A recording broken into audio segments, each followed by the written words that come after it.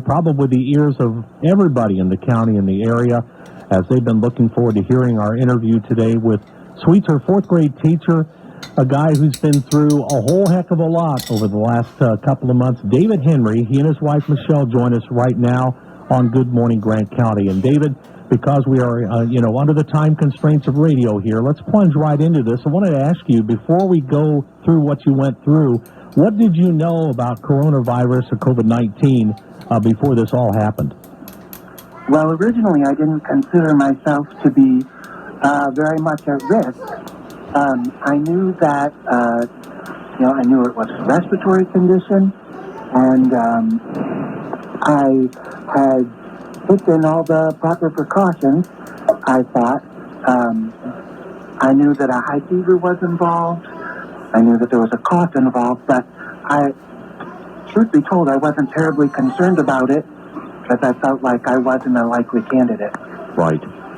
Now, let's talk about, and let's start at the beginning, when this all started going. What date are we talking about, and when did things start happening?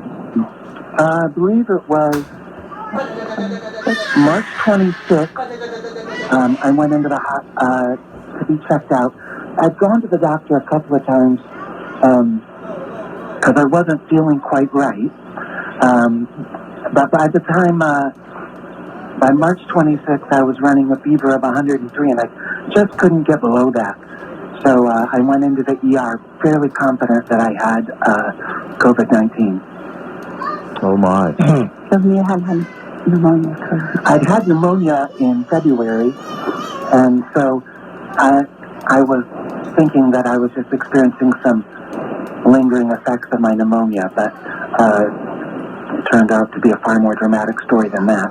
I guess so. And Michelle is alongside to fill in the blanks, as you can probably hear.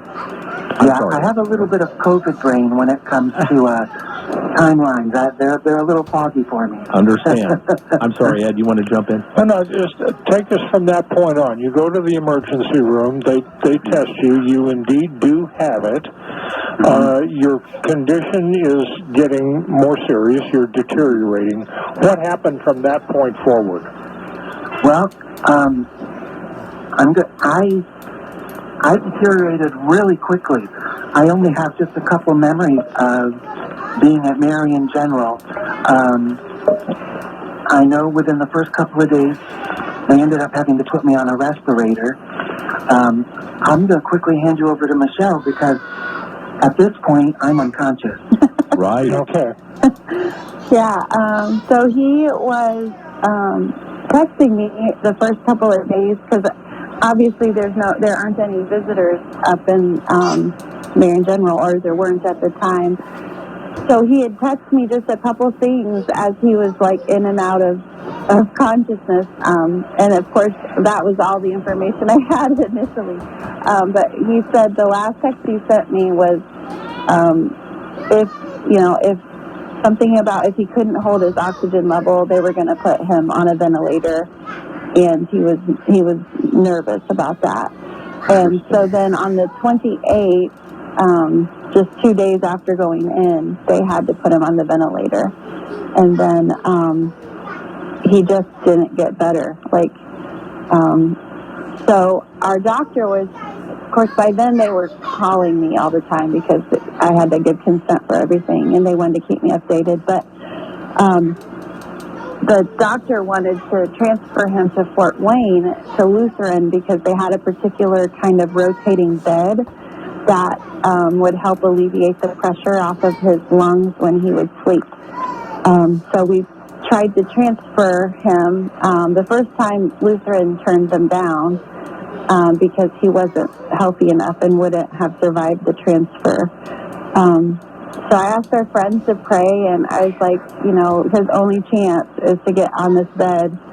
And so we prayed, and he had just the tiniest bit of improvement and was able to transfer up to Fort Wayne like the 29th or the 30th. It was something like that. Any way of explaining what the trip was like for him going from Marion to Fort Wayne to Lutheran? Well, he was still on a ventilator. The ambulance that came from Lutheran to pick him up was basically a CCU room on wheels, I'm told. So he had like excellent care the whole way there. They had every possible life-saving measure inside. So he was definitely under sedation and doesn't remember that trip. No. But Right. but I'm told that it's very much like being in a hospital room. You're just moving. So it was a special ambulance, I guess. And this is only 4 days into it. Just a couple, yeah. Like he went in on the 26th, and yeah, by like the 20, I think it was the 30th that they moved him up there. So you haven't even had an opportunity to really grasp the situation, other than your husband is in very serious condition. Yeah, I mean, when we went into the ER, like we were both thinking, yeah, this will be a couple weeks probably, because we knew they had the 14-day quarantine thing going on with this, So we figured he'd be in, get some oxygen and some help, and then he'd come back home. We had no idea it was going to be 40 days. Okay, we get to Fort Wayne, get him into Lutheran, pick up the story from there. Yeah, so he got to Lutheran. They were excellent as well. Like I received a lot of phone calls from the nurses or the doctor every day. But like they at first were pretty hopeful, but then that like came crashing down like the very next day. So like the 31st and the 1st of April, and maybe even the 2nd, all 3 of those days were pretty dark. They were asking me to give consent for do not resuscitate order. Oh my. They were telling me that he's just not going to make it. His kidneys had shut down. All these things. He was on dialysis and everything. So I had to have a really hard conversation with my kids. That Dad might not pull through this, and we have to stay strong because I don't know what God's going to do, but we're going to have to get through this somehow. And so I put out a prayer request on April 1st, just on Facebook, just, guys, we need a miracle. It's not looking good. And I didn't really get into specifics with, anybody in general. Certain people I did, but not publicly or anything. But tons and tons and tons of people rallied to pray. There were people gathering outside of my house, praying at our church, in the parking lot of the hospital, everywhere. All over the world. We have friends that are missionaries in Cambodia and Uganda, and I was getting messages from them in the middle of the night, rest, we've got this shift, the night shift, and it was pretty intense there for probably, 3 to 5, 6 days was pretty scary. But then he just gradually started to improve. Like the doctor kept saying over and over, he is still very, very sick, and this is not necessarily, meaning that he's going to get better. But right now, this number is better, whatever it was, whether it was his lung function or whatever. The x-rays, they were doing chest x-rays every day for a while. Yeah, really early in the morning. Yeah. They'd wake me up and do a chest x-ray. Fun. But David, when do you remember what was going on when you were at Lutheran? When did you first have perception of things that were going on? Well, it's a complicated question because there were times when my mind was active that I wasn't present in my body, but in my mind, as best as I can figure, I had created a story in my mind to explain what my body was experiencing. And so I And they say this is typical for people under heavy sedation to have some form of delirium or some form of hallucinations. So throughout this process, I thought I was on a mission trip to Jamaica and that I had been captured and caged. Oh, my goodness. So it was really scary, and it took me quite a while once I came to myself to understand that was all fiction. I just think that my body was twisting and rotating, and so... And the bed looks like a cage. If you look at the rotating bed, it kind of looks like a cage. So I had believed that that's what was going on. Then there was a point of time, and I've heard stories like this told, and I've always thought it was a sweet exaggeration of someone. But there was a period of time where my mind was completely at peace and present with the Lord.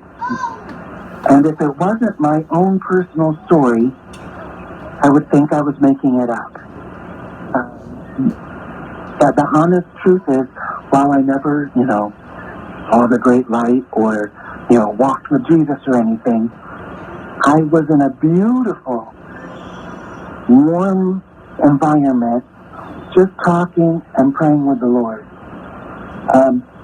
We have 11 children, and I used that time to go through and pray, child by child, and some of our older children are in serious dating relationships, and I prayed for those people, and I just spent time talking to the Lord about my family, about my wife, and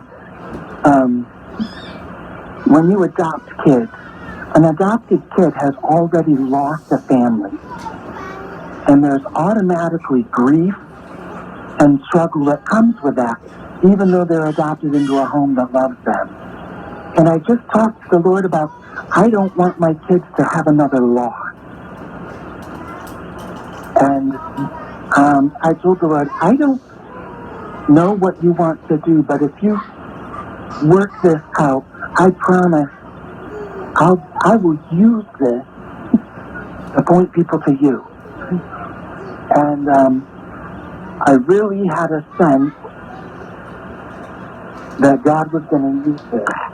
And I felt like I was supposed to say, my name is David Henry, and I'm a child of the one true God. And I felt really strongly that I was supposed to say that. Well, eventually, I do remember being awakened. That was Easter. And yeah, it turns out it was Easter Sunday, which I just love it that God shared his resurrection day with me. Guys, we need to just break for a second. We're going to pick up this amazing story with the Henrys in just a moment. Victoria Sparks grew up in the socialist-controlled Ukraine.